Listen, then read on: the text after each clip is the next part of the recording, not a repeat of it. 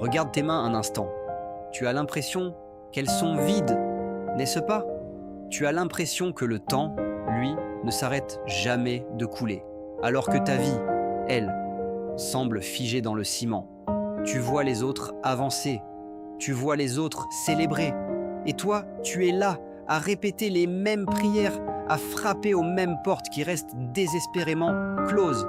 Tu commences même à te demander si Dieu a égaré ton dossier ou s'il a simplement décidé que ce n'était pas pour toi. Arrête tout, ne fais plus rien. Écoute, si tu regardes cette vidéo en ce moment, ce n'est pas parce que tu as besoin de plus d'efforts. C'est parce que tu es arrivé au bout de tes propres forces.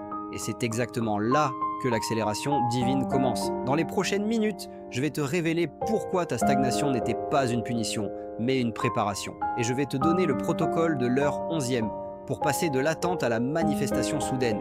Si tu es honnête avec toi-même, ce qui t'empêche d'avancer aujourd'hui, ce n'est pas le manque d'opportunités, c'est le fait que tu es fatigué d'espérer. Tu es entré dans ce que j'appelle le syndrome de la salle d'attente.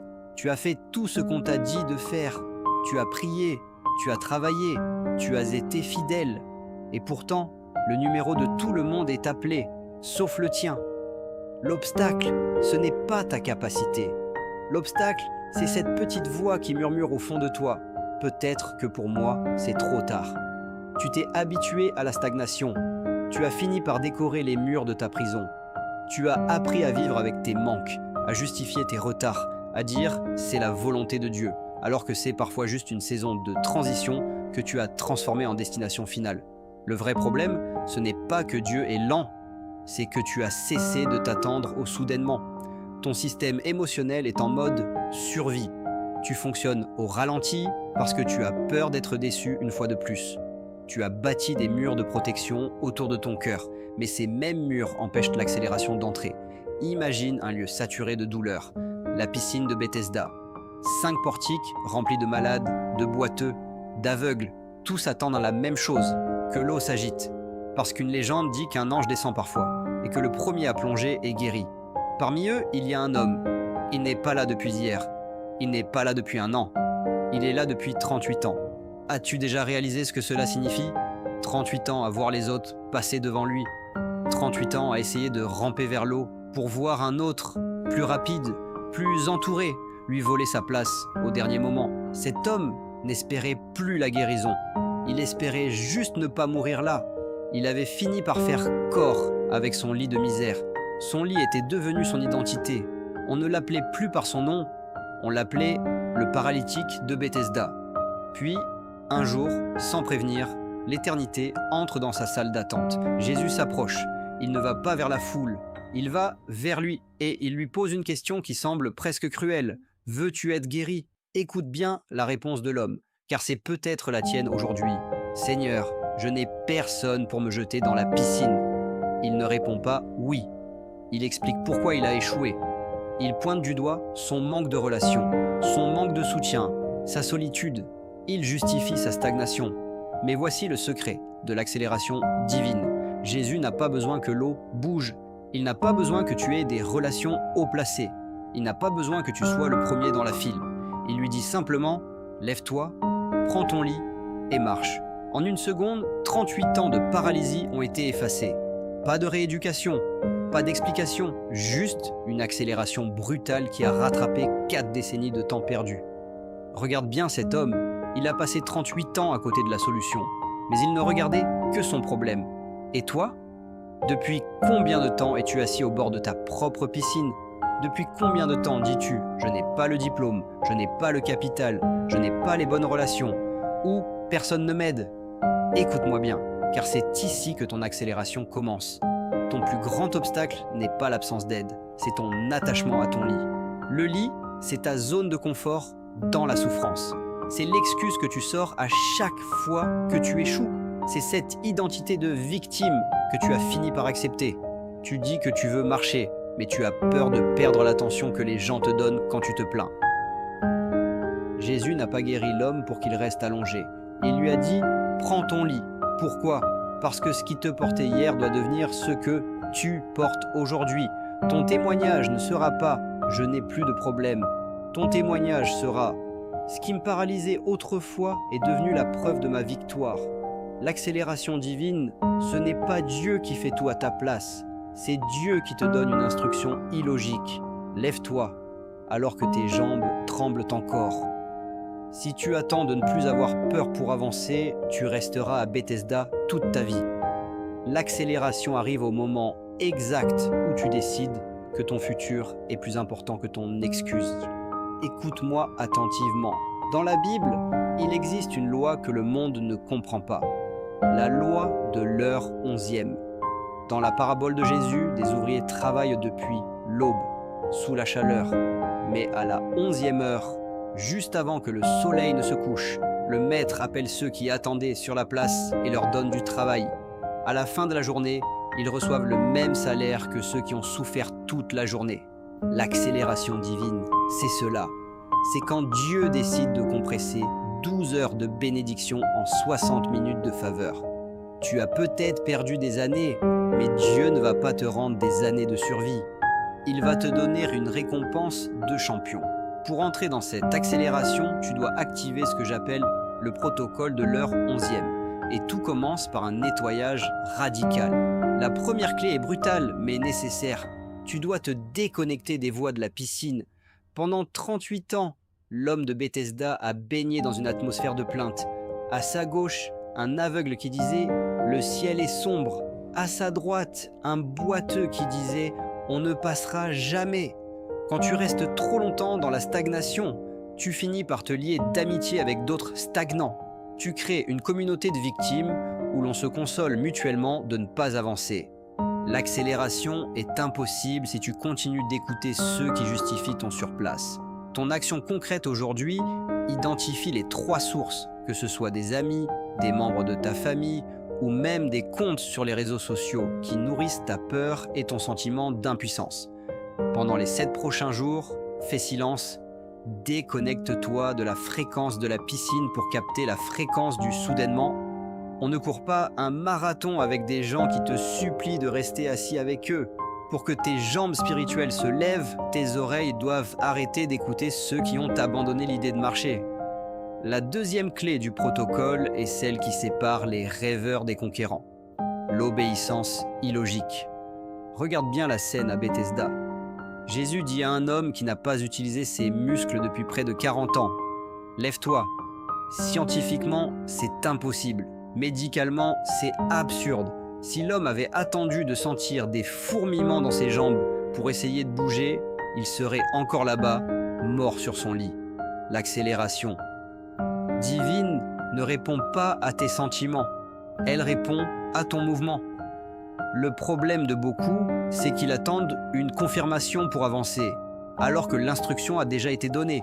Dieu ne va pas conduire une voiture qui est garée. Il ne peut diriger tes pas que si tu es en train de marcher. Ton action concrète aujourd'hui pose un acte qui contredit ta stagnation. Si tu pries pour un travail, prépare tes vêtements comme si tu commençais demain. Si tu pries pour un projet, commence à rédiger la première page, même sans financement. Fais quelque chose d'illogique par rapport à ta situation actuelle. L'accélération est une force physique spirituelle. Dès que tu déclenches le mouvement de l'obéissance, le soudainement de Dieu déclenche la puissance du miracle. N'attends pas que la porte s'ouvre pour te lever. Lève-toi et ta présence devant la porte forcera les gonds à céder. La troisième et dernière clé est celle qui va garantir que ton accélération ne soit pas qu'un feu de paille. La protection de ton témoignage. Remarque ce qui s'est passé juste après le miracle. L'homme marche, il porte son lit, il est enfin libre. Mais au lieu de célébrer, les religieux l'arrêtent pour lui dire « C'est le sabbat, tu n'as pas le droit de porter ton lit ». C'est une leçon vitale. Tout le monde n'est pas prêt à accepter ta nouvelle vitesse. Ceux qui t'ont connu paralysé, ceux qui se sont habitués à te voir mendier ou te plaindre, seront les premiers à critiquer ta transformation. Ils diront que tu as eu de la chance, que c'est suspect ou que tu ne respectes pas les étapes normales. Ils voudront te ramener à la vitesse de la piscine parce que ton accélération expose leur propre surplace. Ton action concrète aujourd'hui, choisis soigneusement à qui tu confies tes premiers pas. Ne perds pas ton temps à essayer de convaincre les sceptiques ou à justifier ton miracle auprès de ceux qui aiment la stagnation. Ton accélération n'a pas besoin d'explication, elle a besoin d'exécution. Comme l'homme de Bethesda, si on te demande comment tu as fait, réponds simplement « Celui qui m'a guéri m'a dit « Marche ».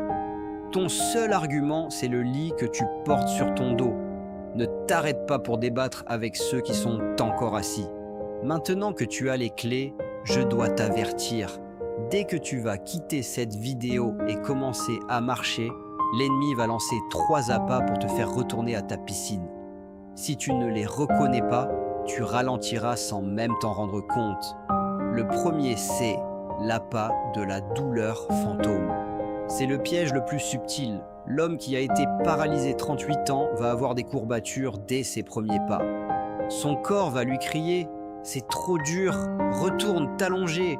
Au moins sur le lit, tu n'avais pas mal aux muscles. » Quand tu commences ton accélération divine, tu vas ressentir un stress nouveau, une pression que tu n'avais pas dans ta stagnation. Ne confonds pas cette fatigue de croissance avec un signe que tu dois arrêter. C'est juste ton ancienne vie qui essaie de te rappeler par la peur. En deuxième, on a l'appât de la pitié pour les autres. Tu vas avoir envie de retourner à la piscine pour porter ceux qui y sont restés. C'est noble, mais c'est un piège. Jésus n'a guéri qu'un seul homme ce jour-là, alors qu'il y en avait des centaines. Pourquoi ? Parce que tu ne peux pas sauver ceux qui ne sont pas prêts à se lever. Si tu passes ton temps à essayer de convaincre les gens de ta piscine de te suivre, ils vont finir par te tirer vers le bas. Avance. Ton succès sera leur seule motivation réelle plus tard. Enfin, l'appât de la mauvaise interprétation. Quelqu'un va venir te voir et te dire « Tu as changé, tu es devenu arrogant depuis que ça marche pour toi. » C'est l'appât de la culpabilité. Ils appellent arrogance ce qui est simplement ta nouvelle vitesse. Ne ralentis pas pour mettre les autres à l'aise. Si Dieu t'a donné une accélération, c'est pour que tu arrives à destination à temps, pas pour que tu t'excuses d'être en avance. Nous y sommes. Ce n'est plus le moment d'écouter, c'est le moment d'activer. Où que tu sois, si tu le peux, redresse-toi, pose une main sur ton cœur. Sens-tu ce battement ? C'est le signal que ton heure 11e a sonné. Je vais dire une prière et je veux que chaque mot devienne ta réalité. Père, je te présente celui ou celle qui regarde cette vidéo. Tu connais le nombre de jours, de mois et d'années qu'ils ont passé au bord de cette piscine de stagnation. Tu as vu leurs larmes invisibles et leurs efforts rester vains. Aujourd'hui, par l'autorité de ta parole, je déclare que la saison de l'attente est terminée. Je commande à la force de l'accélération divine d'entrer dans leurs finances, dans leurs projets, dans leur santé et dans leur famille.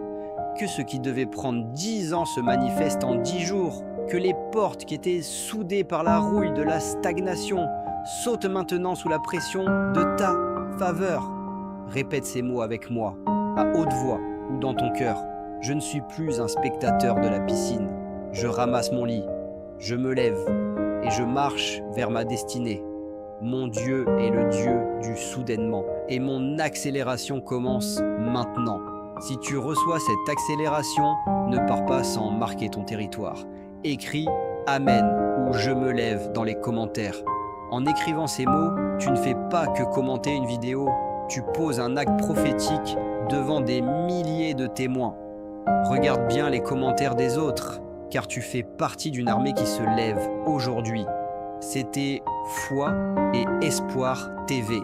Partage cette vidéo à une personne que tu vois encore assise au bord de la piscine. Ton accélération est lancée. Ne regarde plus en arrière. Que Dieu te bénisse.